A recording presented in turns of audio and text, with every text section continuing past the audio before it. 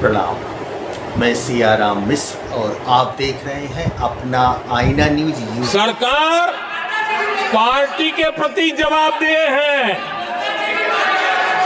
इतिहास में पहली बार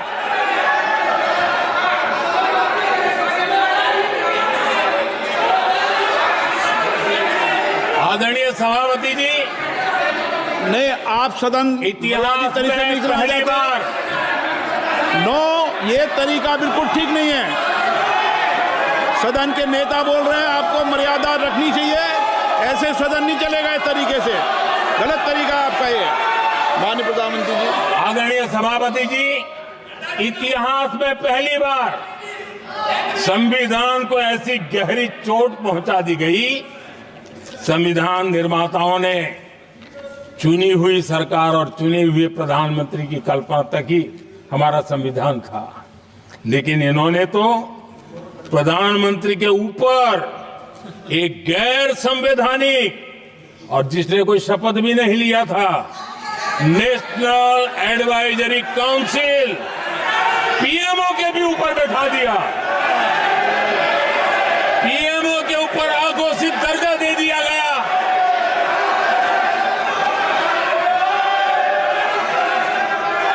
आदरणीय सभापति जी, इतना ही नहीं, और एक पीढ़ी आगे चले, और उस पीढ़ी ने क्या किया? भारत के संविधान के तहत देश की जनता जनार्दन सरकार चुनती है और वो सरकार का मुखिया कैबिनेट बनाता है। ये संविधान के तहत है। इस कैबिनेट ने जो निर्णय किया, संविधान का अपमान करने वाले अहंकार से भरे लोगों ने पत्रकारों के सामने कैबिनेट के निर्णय को फाड़ दिया। संविधान को हर मौके पर संविधान के साथ खिलवाड़ करना, संविधान को न मानना, ये जिनकी आदत हो गई थी। और दुर्भाग्य देखिए, एक अहंकारी व्यक्ति कैबिनेट के निर्णय को फाड़ दे और कैबिनेट अपना फैसला बदल दे। ये कौन सी व्यवस्था है? आदरणीय सभापति जी, मैं जो कुछ भी कह रहा हूं वो संविधान के साथ क्या हुआ उसी की बात कर रहा हूं। उस समय करने वाले पात्रों को लेकर किसी को परेशानी होती होगी, लेकिन बात संविधान की है। मेरे मन के और मेरे विचारों को मैं अभिव्यक्त नहीं कर रहा हूं।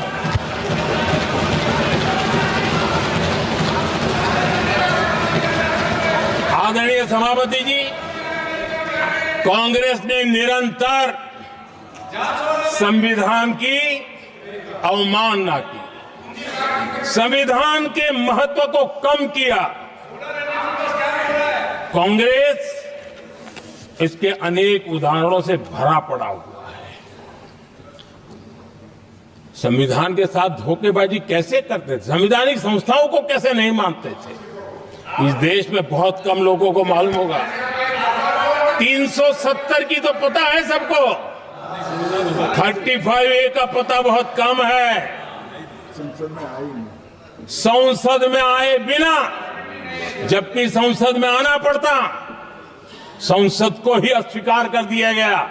भारत के संविधान का अगर कोई पहला पुत्र है तो ये संसद है, उसको भी उन्होंने गला घोटने का काम किया।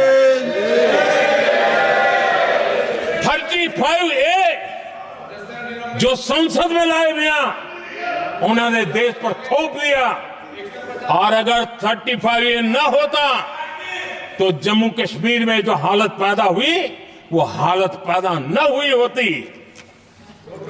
राष्ट्रपति के आदेश पर यह काम किया गया और देश की संसद को अंधेरे में रखा गया। आदरणीय सभापति, ये संसद का अधिकार था कोई अपनी मनमानी से नहीं कर सकता था, लेकिन और उनके पास बहुमत था, कर सकते थे, लेकिन वो नहीं किया क्योंकि पेट में पाप था। देश की जनता से छुपाना चाहते थे। आदरणीय सभापति जी, इतना ही नहीं, बाबा साहब आंबेडकर जिनके प्रति आज सम्मान का भाव सब कोई अनुभव कर रहा है, और हम लोगों के लिए तो बहुत विशेष है, क्योंकि हम लोगों के लिए तो जीवन में बहुत बड़ी जो कुछ भी रास्ते मिले ना, वहीं से मिले हैं। आदरणीय सभापति जी, बाबा साहब आंबेडकर, इनके प्रति भी इनके मन में कितनी कटुता भरी थी, कितना द्वेष भरा था, मैं आज उसके डिटेल में जाना नहीं चाहता हूं। लेकिन जब अटल जी की सरकार थी, तब बाबा साहब आंबेडकर, उनका जो महापरिनिर्वाण भूमि है, वहां पर अलीपुर रोड पर अटल जी की सरकार में बाबा साहब आंबेडकर जी के स्मृति में एक स्मारक बनाना तय हुआ। अटल जी के समय ये नहीं हुआ। दुर्भाग्य देखिए, 10 वर्ष यूपीए की सरकार रही, उसने इस काम को नहीं किया, न होने दिया। बाबा साहब आंबेडकर का जब हमारी सरकार आई, बाबा साहब आंबेडकर के प्रति हमारा श्रद्धा होने के कारण हमने अलीपुर रोड पर बाबा साहब मेमोरियल बनाया और उसका काम किया। आदरणीय सभापति जी, दिल्ली में जब बाबा साहब आंबेडकर के 1992 में, उस समय चंद्रशेखर जी कुछ समय थे, तब एक निर्णय किया गया था, आंबेडकर इंटरनेशनल सेंटर, यही जनपद के पास 40 साल तक वो कागज पे ही पड़ा रहा, नहीं किया गया। और तब जाकर के 2015 में हमारी सरकार आई और हमने आकर के इस काम को पूरा किया। बाबा साहब को भारत रत्न देने का काम भी जब कांग्रेस सत्ता से बाहर गई तब संभव हुआ। इतना ही नहीं, आदरणीय सभापति जी, बाबा साहब आंबेडकर के 125 साल तो हमने पूरी दुनिया में बनाए थे, विश्व के 120 देशों में बनाने का काम किया था। लेकिन जब बाबा साहब आंबेडकर की शताब्दी थी, तब अकेली बीजेपी की सरकार थी मध्य प्रदेश में। सुंदरलाल जी पटवा हमारे मुख्यमंत्री जी थे, और महू में जहां बाबा साहब आंबेडकर जी का जन्म हुआ था, उसको एक स्मारक के रूप में पुनर्निर्माण करने का काम सुंदरलाल पटवाई जी जब मुख्यमंत्री थे तब मध्य प्रदेश में हुआ था। शताब्दी के समय भी उनके साथ यही किया गया था। आदरणीय सभापति जी,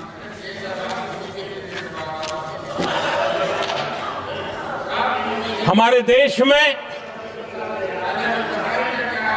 बाबा साहब आंबेडकर एक दीर्घदृष्टा थे।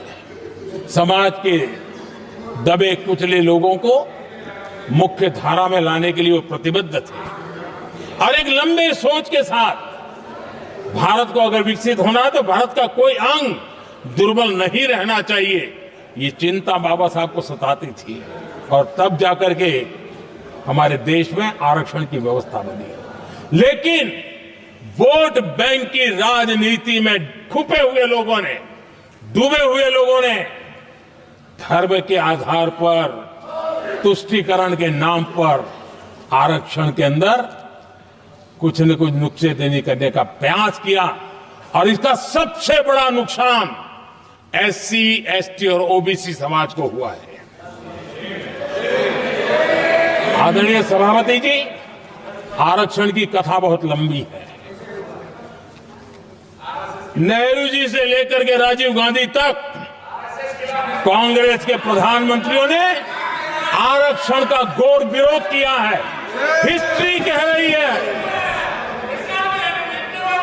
आरक्षण के विरोध में लंबी लंबी चिट्ठियां स्वयं नेहरू जी ने लिखी है, मुख्यमंत्रियों को लिखी है। इतना ही नहीं, सदन में आरक्षण के खिलाफ लंबे लंबे भाषण इन लोगों ने किए हैं। बाबा साहब आंबेडकर समता के लिए और भारत में संतुलित विकास के लिए आरक्षण के लेकर के आए, उन्होंने उसके खिलाफ भी झंडा ऊंचा किया हुआ था। दशकों तक मंडल कमीशन के रिपोर्ट को डिब्बे में डाल दिया था। जब कांग्रेस को देश ने हटाया, जब कांग्रेस गई, तब जाकर के ओबीसी को आरक्षण मिला, तब तक ओबीसी को आरक्षण नहीं मिला। ये कांग्रेस का पाप है। अगर उस समय मिला होता तो आज देश के अनेक पदों पर ओबीसी समाज के लोग भी देश की सेवा करते, लेकिन नहीं करने दिया, नहीं होने दिया। ये पाप इन्होंने किया था। प्रायोजक हैं जैन हॉस्पिटल, पांडेपुर चौराहा, वाराणसी, शाखा कबीर चौराहा, Varanasi. Advance centre for mother and child care and all laparoscopic surgery and general surgery. भर्ती एवं इमरजेंसी सेवा 24 घंटे उपलब्ध। संपर्क करें 9455931800। आदरणीय सभापति जी, जब हमारे यहाँ संविधान का निर्माण चल रहा था, तब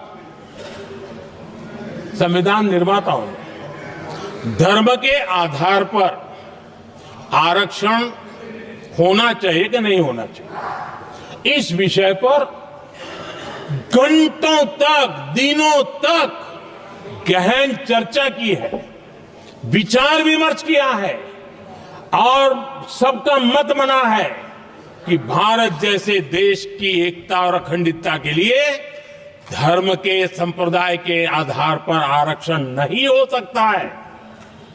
सुविचारित मत था, ऐसा नहीं कि भूल गए थे, रह गया था। सोच विचार कर तय किया गया था कि भारत की एकता और अखंडता के लिए संप्रदाय और धर्म के आधार पर यह नहीं होगा। लेकिन कांग्रेस ने सत्ता सुख के लिए, सत्ता भूख के लिए, अपनी वोट बैंक को खुश करने के लिए धर्म के आधार पर आरक्षण का नया खेल खेला है, जो संविधान की भावना के खिलाफ है। इतना ही नहीं, दे भी दिया कुछ जगह पे और सुप्रीम कोर्ट से झटके लग रहे हैं। और इसलिए अब दूसरे बहाने से बहाने बता रहे हैं, ये करेंगे वो करेंगे। मन में साफ है, धर्म के आधार पर आरक्षण देना चाहते हैं, इसलिए खेल खेले जा रहे हैं। संविधान निर्माताओं के भावनाओं पर गहरी चोट करने का ये निर्लज्ज प्रयास है। आदरणीय सभापति जी, आदरणीय सभापति जी,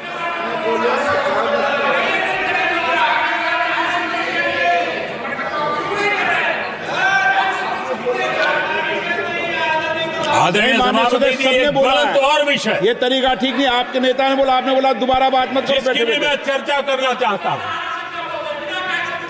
और वो ज्वलंत विषय समान नागरिक संहिता, यूनिफॉर्म सिविल कोड।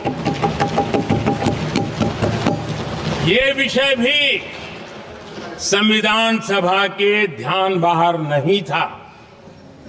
संविधान सभा ने यूनिफॉर्म सिविल कोड को लेकर के लंबी चर्चा की, गहन चर्चा की, और उन्होंने बहस के बाद निर्णय किया कि अच्छा होगा कि जो भी सरकार चुन करके आए वो उसका निर्णय करे और देश में यूनिफॉर्म सिविल कोड लागू करे।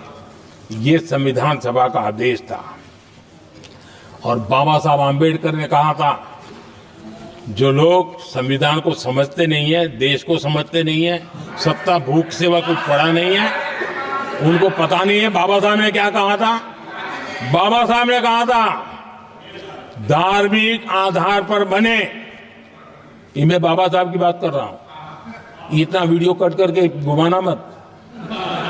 आदरणीय सभापति जी, बाबा साहब ने कहा था धार्मिक आधार पर बने पर्सनल लॉ को खत्म करने की बाबा साहब ने जोरदार वकालत की थी।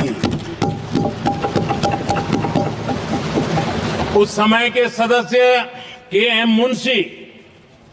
मुंशी जी ने कहा था समान नागरिक संहिता को राष्ट्र की एकता और आधुनिकता के लिए अनिवार्य बताया था। कमा मुंशी जी ने। सुप्रीम कोर्ट ने भी कई बार कहा है कि देश में यूनिफॉर्म सिविल कोड जल्द से जल्द लाना चाहिए। सरकारों को आदेश दिए हैं सुप्रीम कोर्ट ने, और उसी संविधान की भावना को ध्यान में रखते हुए, संविधान निर्माताओं की भावनाओं को ध्यान में रखते हुए हम पूरी ताकत से लगे हुए हैं सेक्युलर सिविल कोड के लिए। और आज कांग्रेस के लोग संविधान निर्माताओं की भावना का भी, सुप्रीम कोर्ट की भावना का भी अनादर कर रहे हैं, क्योंकि उनकी राजनीति को सूट नहीं करता है। उनके लिए संविधान वो पवित्र ग्रंथ नहीं है, उनके लिए एक हथियार है राजनीति का। खेल खेलने का हथियार बना दिया। लोगों को डराने के लिए संविधान को हथियार बनाया जाता है। आदरणीय सभापति जी, और ये कांग्रेस पार्टी, उनको तो संविधान शब्द भी उनके मुंह में शोभा नहीं देता है। इसलिए जो अपनी पार्टी के संविधान को नहीं मानते हैं, जिन्होंने अपनी पार्टी के संविधान को कभी स्वीकार नहीं किया है, क्योंकि संविधान को स्वीकार करने के लिए एक लोकतांत्रिक स्पिरिट लगता है जो जिनकी रगों में नहीं है। सत्तावाद और परिवारवाद भरा पड़ा है। अब आप देखिए जो कैसी शुरुआती कितनी गड़बड़ हुई है। मैं कांग्रेस की बात कर रहा हूं। 12 कांग्रेस की प्रदेश की कमेटियों ने, 12 प्रदेश कमेटियों ने सरदार पटेल के नाम पर सहमति दी थी। नेहरू जी के साथ एक भी कमेटी नहीं थी, नॉट अ सिंगल। संविधान के तहत सरदार साहब ही देश के प्रधानमंत्री बनते हैं, लेकिन लोकतंत्र में श्रद्धा नहीं, खुद के संविधान पर विश्वास नहीं, खुद के ही संविधान को स्वीकारना नहीं, और सरदार साहब देश के प्रधानमंत्री नहीं बन सके और ये बैठ गए। जो लोग अपनी पार्टी के संविधान को, जो लोग अपनी पार्टी के संविधान को नहीं मानते, वो कैसे देश के संविधान को स्वीकार कर सकते हैं।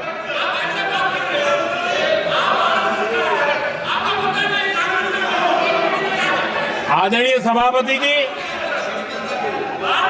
जो लोग संविधान में लोगों के नाम ढूंढते रहते हैं, मैं जरा बताना चाहता हूं। कांग्रेस पार्टी के एक अध्यक्ष हुआ करते थे और वो अति पिछड़े समाज से आते थे। अति पिछड़े, पिछड़े भी नहीं, अति पिछड़े, अति पिछड़े समाज से आते हुए उनके अध्यक्ष श्रीमान सीताराम केसरी जी,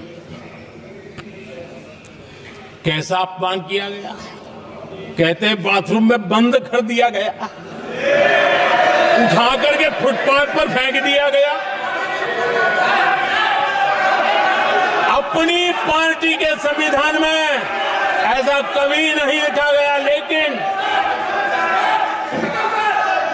अपनी पार्टी के संविधान को न मानना, लोकतंत्र की प्रक्रिया को न मानना और पूरी कांग्रेस पार्टी पर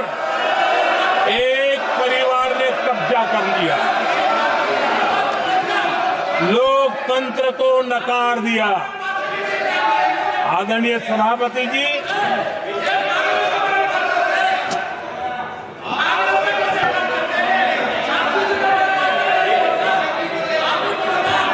प्रायोजक हैं जैन हॉस्पिटल पांडेपुर चौराहा वाराणसी, शाखा कबीर चौराहा Varanasi, advance centre for mother and child care and all laparoscopic surgery and general surgery. भर्ती एवं इमरजेंसी सेवा 24 घंटे उपलब्ध।